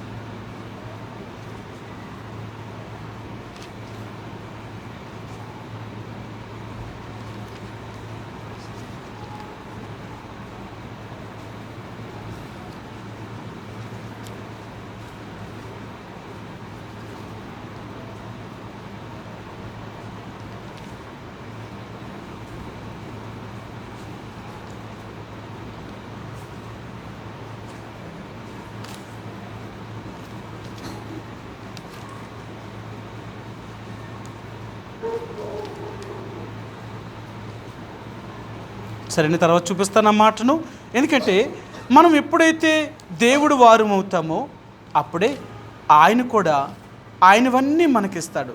మనవేవి ఆయనకి చెందకుండా చేస్తే ఆయనవన్నీ మనకి ఎలాగిస్తాడు ఆయన? కాబట్టి దేవుని బిడ్డలుగా నీవు నేను కూడా మనం పూర్తిగా దేవుడికి అప్పగించుకున్నప్పుడు అప్పుడంట నీ కోరికని సిద్ధింపచేసి నీ ఆలోచన యావత్తూ నెరవేరుస్తాడట. నువ్వు ఏది అనుకుంటున్నావో అది నెరవేరుస్తాడు ఆయన. కాబట్టి ఈ మందస్సము ఎక్కడ ఉంటుందో అక్కడ నిజంగా ఆశీర్వాదం ఉందండి. కానీ పాపము ఉంటే దేవుడు సహాయం చేయడు. అలాగే ఆ రోజున ఇశ్రాయేలు ప్రజలు మందసాన్ని మోసుకెళ్ళినప్పటికీ కూడా వారికి ఎందుకు విజయం కలగలేదు అంటే దేవుడు వారితో లేడు. ఎందుకు లేడు అంటే వాళ్ళు పాపము చేశారు, తప్పు చేశారు. తప్పు చేసి మందసాన్ని తీసుకెళ్తే దేవుడు వారితో ఎందుకు ఉంటాడు? ఆయన ఉండడు ఆయన. కాబట్టి మందస్సము ఈ రోజున యేసుప్రభువారు చూపించేది ఏంటి అంటే ఆయనే ఆ నిజమైన మందస్సము. ఆ యేసుప్రభువారిని మనం కలిగి ఉండగలిగితే మనం అన్నిటిలో విజయాన్ని కలుగుతుందండి. మనం యేసుప్రభువారిని కలిగి లేకపోతే మనలో విజయం అనేది సాధించలేము. అందుకనే యేసుప్రభువారు మనతో ఉండాలి అంటే మన పాత స్వభావం చచ్చిపోవాలి. ఒక క్రొత్త వ్యక్తి అయితేనే కానీ యేసుప్రభువారు మనతో ఉండలేడు. ఒక క్రొత్త వ్యక్తిగా జీవించాలి అంటే నీ పాత స్వభావాన్ని సమాధి చేయి. నీ పాత స్థితి అంటే శరీర సంబంధమైన నీ స్వభావం చచ్చిపోతేనే కానీ ఆత్మ సంబంధంగా మనం బ్రతకలేము. ఆత్మీయంగా నువ్వు బ్రతకాలి అంటే శరీర రీతిగా నువ్వు చచ్చిపోవాలి. శరీరానికి ఎన్నో రకాలైన ఈ ద్వేషము, కోపము, అల్లరి, దూషణ ఇలాంటి అన్ని శరీర తత్వంలో ఎన్నో దేవునికి విరోధమైన స్వభావాలు ఉంటున్నాయి. ఇవి కలిగి ఉంటే మనం దేవుని యొక్క రాజ్యంలో ప్రవేశించలేమండి. అందుకని గలతీయులకు రాసిన పత్రిక 5 శరీర కార్యములు స్పష్టమై ఉన్నవి అంటాడు ఆయన. అవేవనగంటే ఎన్ని లిస్టులు చెప్తాడు ఆయన. కాబట్టి ఈరోజు నువ్వు నేను కూడా దేవుని యొక్క నిబంధన కలిగిన ఆ మందస్సము లేక ఆ దేవుడు మనలో ఉండాలి అనుకుంటే నిజంగా మన పాత స్వభావం పోయిందా? నిజంగా మనం యేసుప్రభు యొక్క రక్తం చేత కడగబడ్డామా? నిజంగా మనం యేసుప్రభు యొక్క రక్తం చేత కడగబడిన ఎడ్ల మనం పవిత్రులుగా చేయబడుతున్నాం. అందుకదా మీ అందరికీ తెలుసు కదా, అప్పుడు ఆయన కుమారుడిని యేసు రక్తము ప్రతి పాపము నుండి కడిగి మనల్ని పవిత్రులుగా చేసింది. నిజంగా యేసుప్రభు యొక్క రక్తంగాన్ని మనం కడిగితే మనం పవిత్రులు. యేసుప్రభు యొక్క రక్తం చేత మనం కడగబడకపోతే మనం అపవిత్రులం. అపవిత్రులు అంటే మన పాత స్వభావం కలిగిన వారము. మనం ఏమీ చచ్చిపోలేదు. అంటే శరీర రీతిగా మనం మరణించిన వారము కాదు, అంటే మన స్వభావానికి మరణించిన వారం కాదు. ఒకవేళ అలాగ మరణించకపోతే నువ్వు అన్నిటిలో ఓటమిని చూడగలుగుతావు. దేవుడు లేని జీవితము సున్నా. దేవుడు లేకుండా నీ బ్రతుకంతా ఈ లోకంలో ఎన్ని కలిగి ఉన్నా ఇదంతా సున్నా. ఒక ఆయన ఇలా చెప్పాడు, ఒక 10 సున్నాలు వేసి 10 సున్నాల యొక్క విలువ ఎంత అని అడిగితే ఏం చెప్తారట? సున్నేనా? 10 సున్నాలు వేసి సున్నా విలువ ఎంత అంటే సున్నాట. ఈ 10 సున్నాల ముందు ఒకటి ఎట్టారనుకోనట, దాని విలువ ఏమవుతుందట? దాన్ని కొన్ని కోట్లకి పెరిగిపోతుందట. అంటే విలువ దేన్ని బట్టి పెరిగిందట? ఆ ఒకటిని బట్టి సున్నాలకి విలువ పెరిగిందట. అలాగే అంటాడు ఆయన, నీ జీవితంలో యేసు ప్రభువు లేకపోతే నీకున్నదంతా సున్నా. నీ విలువ ఎంతో తెలుసా? ఎందుకు పనికిరాదట మన విలువ. కానీ ఆ సున్నా ముందు ఒకటి కానీ ఆ దేవుడు ఉంటేనట నీ విలువ పెరుగుతుందట. అర్థమైందా? ఈరోజు నీకు నాకు ఈ లోకములో నీకు విలువ పెరగాలి అంటే నీతో దేవుడు ఉండాలి. నీతో దేవుడు ఉంటే నీ విలువ పెరుగుతుంది. నీతో దేవుడు లేకపోతే నీ విలువ పోతుందన్నమాట. అందుకనే ఈ రాత్రి దేవుడు నీకు నాకు జ్ఞాపకం చేస్తుంటే, మందస్సము కలిగిన దేవుడు, ఆ మందస్సం లాంటి దేవుడు మనలో ఉన్నాడా? మనలో ఉంటే నువ్వు విజయాన్ని సాధించగలుగుతావు. ఇశ్రాయేలు ప్రజల యొక్క నమ్మకం ఏంటంటే, ఆ మందసాన్ని ఎప్పుడైతే చేశారో ఆ రోజు నుంచి దేవుడు వారితోటే ఉన్నాడండి. మీరు చూడండి, ఇశ్రాయేలీలు మందసాన్ని ఎప్పుడైతే మోషే ఆ మందసాన్ని చేసి ప్రత్యక్ష గుడారమును వేసి ఆ గుడారములో మందసాన్ని పెట్టాడో ఆ రోజు నుంచి దేవుని యొక్క మేఘము, ఆయన మహిమ ఆ గుడారం మీదకి వచ్చేదట.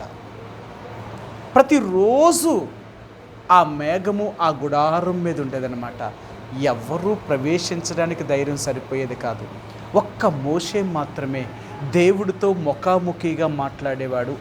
ఆ మేఘము దగ్గరికి వెళ్ళి దేవుని యొక్క సన్నిధిలోకి వెళ్ళి నిలబడేవాడు. ఆయన మాత్రమే నిలబడేవాడు. తర్వాత లేవీలు, యాజకులు ఆవరణములో ఉండేవారేమో కానీ లోనికి ప్రవేశించడానికి వాళ్ళకు కూడా ధైర్యం లేదు. పరిశుద్ధ స్థలములో యాజకులు సన్నిధిపు రొట్టెల బల్ల, దీపవృక్షము, ఈ యొక్క ధూప వేదిక, దాన్ని ప్రతిరోజు అట్లా చూసుకుంటూ ఆరిపోకుండా ఆ వెలుగుస్తూ ఉంచేవారు. అంతే, అతి పరిశుద్ధమైన స్థలంలోకి ఎవరూ ప్రవేశించేవారు కాదు. ఎందుకంటే అది దేవుడు ఉండే స్థలం. అది ఈరోజు దేవుడు అంటున్నాడు, నీలో నాలో దేవుడు ఉన్నాడా? ఒకవేళ ఉంటే మన పాత స్వభావం పోయిందా? ఒకవేళ మన పాత స్వభావం పోతే ఒక క్రొత్త వ్యక్తిమయ్యామా? క్రొత్త వ్యక్తి అంటే ఆయన చెప్పాడు కదా, దేవుని బిడ్డలట మీరు దయ కలిగి కరుణాహృదయులై దేవుడు మిమ్మల్ని క్షమించిన ప్రకారము మీరును ఒకరిని ఒకరు క్షమించుకుంటారట.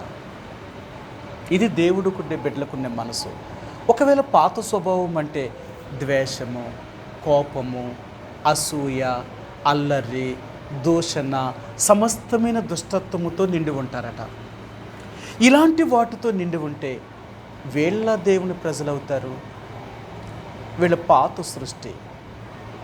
కాబట్టి దేవుని యొక్క బిడ్డలుగా మనం నిజంగా జయించాలి అంటే, నిజంగా దేవుడు మనతో ఉండాలి అంటే మన పాత స్వభావాన్ని ఇప్పటికైనా వదిలిపెట్టి, మన పాత స్వభావాన్ని కానీ వదిలిపెట్టగలిగితే ఆ దేవుడు మనతో ఉంటాడు. ఆయన ఉంటే లాభం ఏంటో తెలుసా? నువ్వు సమస్తాన్ని జయిస్తావు. ఆయన చెప్పాడు కదా, రోమా 8:32 మనం చదివినట్లుగా, యేసుప్రభువారు మనతో ఉంటేనంట యేసుక్రీస్తుని బట్టి మనం వీటన్నిటిలో అత్యధిక విజయం పొందుతామంట. అత్యధిక విజయం పొందుతావు, అన్నిటిలో విజయాన్ని సాధించగలుగుతావు. అంతేకాదు, నువ్వు విజయాన్ని సాధించడమే కాదు, కీర్తన 24 ప్రకారంగా నీ కోరికను సిద్ధింపచేసి నీ ఆలోచన నెరవేర్చగలిగిన దేవుడు. నువ్వేమనుకుంటున్నావో నీ ఆలోచన అంతటినీ సఫలము చేయగలిగిన దేవుడు. అలాంటి మంచి దేవుణ్ణి మనం నమ్ముకున్నాం.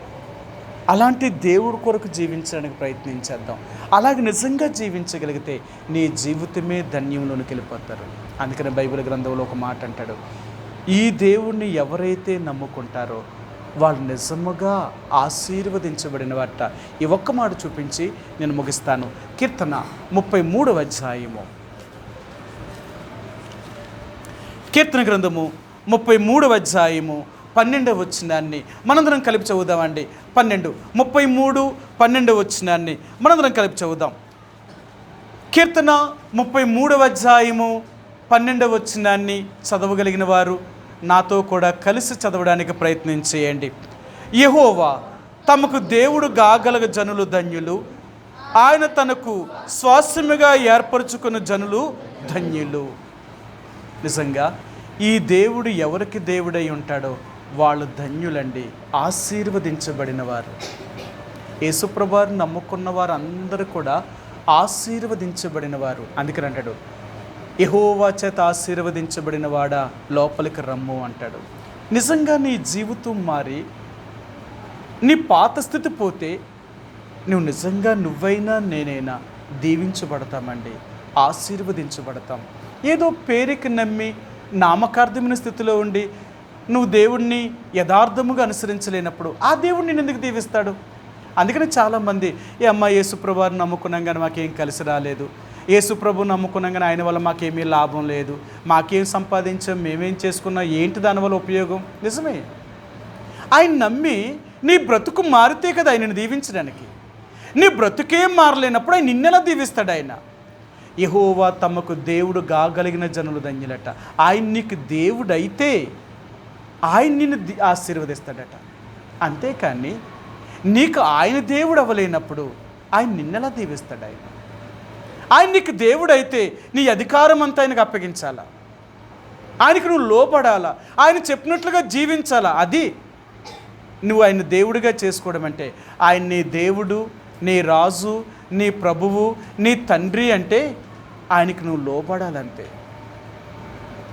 ఆయన చెప్పిన దానికి విధేయత చూపించు, అప్పుడే కదా నీకు ఆశీర్వాదం. అంతేకాని నేను దేవుడిని నమ్ముకున్నాను నీ ఇష్ట ప్రకారం నువ్వు జీవిస్తే నిన్నేం దేవుడు దీవిస్తాడు? ఆయన ద్వారా నువ్వేం ఆశీర్వదించబడతావు?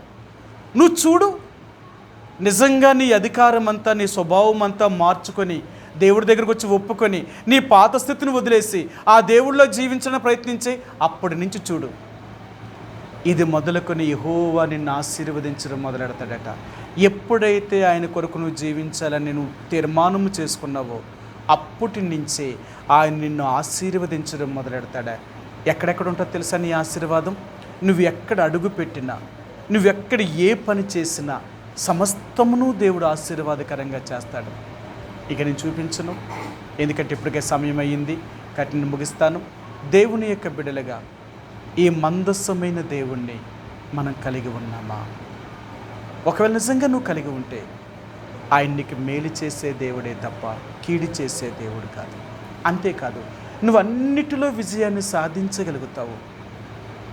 అంతేకాదు, ఆ దేవుని నువ్వు కలిగినందుకు ఆ దేవుడి ద్వారా నీ కోరికను సిద్ధింపచేసి నీ ఆలోచన అంతటినీ సఫలం చేయగలిగిన దేవుడు.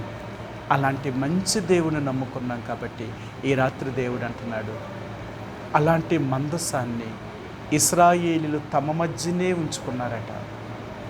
ఎందుకు ఉంచుకున్నారు అంటే ఆయన మనతో ఉంటేనే మనకు ఆశీర్వాదం. ఆ మందసం ఎక్కడ ఉంటే అక్కడ ఆశీర్వాదం అండి. ఆ మందసం ఎక్కడ ఉంటే వారు దీవించబడుతున్నారు. అది ఈరోజు క్రొత్త నిబంధనలో ఆ యేసు ప్రభువారిని మనం కలిగి ఉంటే నిజంగా మనకు అటువంటి ఆశీర్వాదము దీవెనను ఆయన మనకు అనుగ్రహించాలనుకుంటున్నాడు. అటువంటి మందస్సం లాంటి దేవుణ్ణి మన జీవితంలో కలిగి ఉండడానికి ప్రయత్నించేద్దాం. ఆ రీతిగా ప్రభు మనకు సహాయం చేయనుగాక. ప్రార్థించుకుందామండి. మా ప్రేమ కలిగిన పరలోకమందున మా తండ్రి, యేసు ప్రభువారి యొక్క పరిశుద్ధమైన ఘనమైన శ్రేష్టమైన నామములో ఈ రాత్రికాల సమయంలో బైబిల్ పట్టణం కొరకే మమ్మల్ని తీసుకొచ్చినందుకు వందనాలు. మీరు మాతో మాట్లాడినందుకు మీకు వందనాలు. ప్రభా, నువ్వెంత మంచి దేవుడు తండ్రి. ఈ రోజున మేము ఎలాగ ఉండాలి, ఎలాగ జీవించాలి, అలాగ జీవించినప్పుడు మేము ఎటువంటి ఆశీర్వాదాన్ని పొందుతాం, అలాగ జీవించలేనప్పుడు ఎటువంటి నష్టాన్ని పొందుతాం అనేది మాకు 2 విషయాలు మాకు జ్ఞాపకం చేశారు. నిజమే తండ్రి, మేము నీ శిరసత్వం కింద ఉండిన వారం, మేము క్రొత్త వ్యక్తిగా ఉండాలని మీరు కోరుతున్నారు. మేము ఎవరైనా కాగా ఎవడైనా క్రీస్తునందు ఉన్న ఎడల వాడు నూతన సృష్టి, పాతవు గతించెను, ఇదిగో క్రొత్త వాయును అంటున్నారు. అటువంటి క్రొత్త జీవితం మాలోనికి లేనప్పుడు మేము ప్రభు ఆశీర్వాదంలోనికి రాలేమని ఎన్నో విషయాలు మాకు జ్ఞాపకం చేస్తున్నారు. కనికరించండి. ఎంత మీరు నమ్ముకున్నప్పటికీ మా శరీరమును బట్టి ప్రభు ఇంకా మేము శరీర సంబంధమైన మనుషుల వలె ద్వేషముతో, కోపముతో, మరి దుష్టత్వముతో, అల్లరితో, ప్రతి నీచ కార్యములతో, దుష్టత్వముతో నిండిపోయి అనేకసార్లు ప్రభువా మేము పాతవారమనే చూపిస్తున్నామే తప్ప క్రొత్తవారిగా మేము చూపించలేని పరిస్థితులు. మమ్మల్ని క్షమించండి. ఎందుకంటే ఎవరైతే క్రొత్త జీవితంలోనికి వస్తారో వారే ఆశీర్వదించబడిన వారు, అభివృద్ధిలోనికి రాగలుగుతారు, వారే దీవించబడతారని జ్ఞాపకం చేసినారు. ఎందుకంటే యెహోవా తమకు దేవుడు కాగలిగిన జనులు ధన్యులు అని, యెహోవా తన స్వాస్థ్యముగా ఏర్పరచుకున్న జనులు ధన్యులు అన్నారు. నిజమే తండ్రి, నిన్నెవరైతే దేవుడిగా చేసుకుంటారో వారందరినీ ఆశీర్వదిస్తానంటున్నావు. మేము నిన్ను దేవుడిగా చేసుకున్నప్పటికీ ఎన్నోసార్లు ఆశీర్వాదానికి బదులుగా శాపాన్ని అనుభవిస్తున్నవారు, సంతోషానికి బదులుగా దుఃఖాన్ని అనుభవిస్తున్నవారు, మా జీవితంలో అన్ని వాటమును చూస్తున్నవారు మమ్మల్ని క్షమించండి. ఆనాడు ఇశ్రాయేలీలు ఆ యొక్క ప్రభువా మందసాన్ని తీసుకెళ్ళినప్పటికీ కూడా కొన్నిసార్లు నెగ్గారు, కొన్నిసార్లు వారు ఓడిపోయారు. ఓడిపోవడానికి గల కారణమే వారు చేసిన పాపము తండ్రి. మాకు కూడా జ్ఞాపకం చేస్తున్నారు. మేము నిన్ను నమ్ముకున్నప్పటికీ మేము పాపము చేస్తే మీరు మాతో ఉండనని చెప్తున్నారు. పాపము చేసిన వారికి నువ్వు చాలా దూరస్తుడివి. మేమెప్పుడూ కూడా నిన్ను పోగొట్టుకునేవారము కాకుండా తండ్రి, మేము పాపములో జీవించేవారము కాకుండా నీ రక్తము చేత కడగబడి పవిత్రులుగా చేయబడిన వారం కాబట్టి పవిత్రమైన జీవితాన్ని జీవించుట్లో మమ్మల్ని సిద్ధపరచండి. మేము చేరే ఆ పరలోక రాజ్యము క్రొత్తది దేవా. మేము క్రొత్తగా జన్మించిన వారిగా ఉండకపోతే ఆ రాజ్యములోనికి ప్రవేశించలేము.